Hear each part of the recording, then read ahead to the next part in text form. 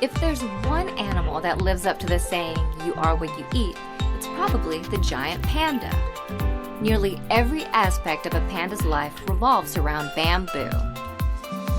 Giant pandas eat, and eat, and eat. Pandas can spend more than half of each day eating. To understand why pandas eat so much, you need to look more closely at what they eat. Bamboo, a giant woody grass, is a very poor nutritional source, low in protein and high in fiber that pandas can't digest well. Yet, bamboo comprises 99% of a panda's diet. To compensate, pandas need to eat 20 to 40 pounds a day. Pandas have quite a bit in common with carnivores. A panda's digestive system is more closely related to that of a carnivore than an herbivore, which explains why they don't digest plants very well.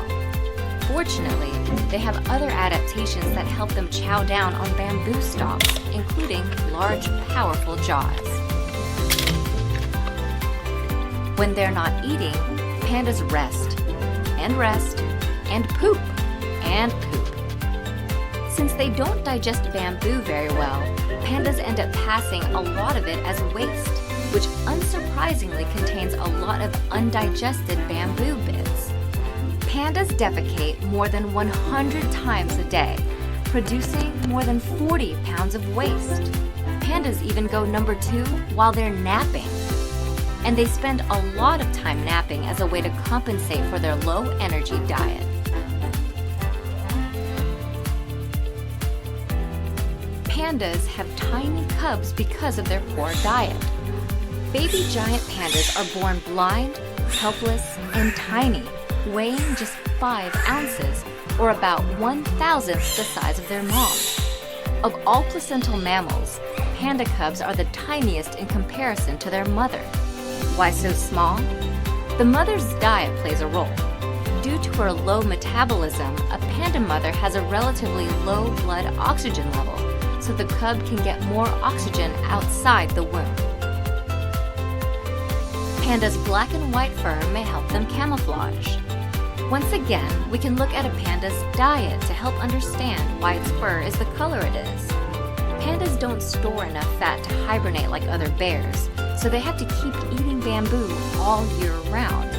And since they're always roaming in search of bamboo, pandas are unable to shed their fur quickly enough to match their background like other animals can.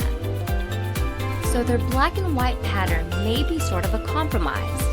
White fur allows them to blend into snowy backgrounds. Black fur allows them to blend into shady forest backgrounds.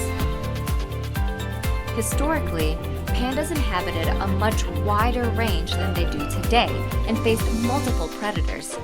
So at the time, they may have relied more on their camouflage ability. Today, pandas are not at as high a risk from predators, but rather from a loss of bamboo.